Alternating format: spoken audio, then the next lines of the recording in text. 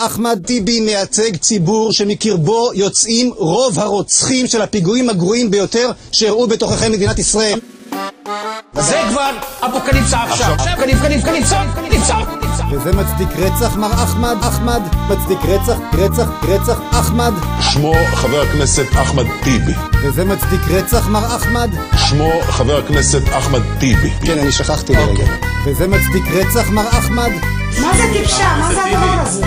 אתה היחידי שבאת עם קפה ואתה הכי עצבני, אני לא מבין. למה אתה אומר לה טיפשה? אנשים רגילים לא מעלים לחברי הכנסת. מה זאת אומרת? אני בעל הבית כאן. בעל הבית כאן. האישה הזאת הפסיקה לקבל טיפול מאז שנכנסה לכנסת. זה בעיה. וזה מצדיק רצח מר אחמד. אני בעל הבית כאן. בעל הבית. אני קורא אותך לסדר פעם ראשונה, שנייה, שלישית, צא מהאולם, תוציא אותו מהאולם. אני בעל הבית כאן. הם מוכנים להשתיק את המתפרצת הזאת? את מה? מוכנה לסתום את הפה.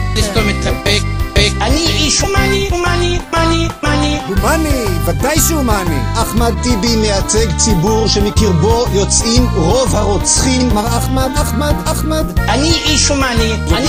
אני זה כבר אפוקליפסה. אני אפוקליפסה עכשיו.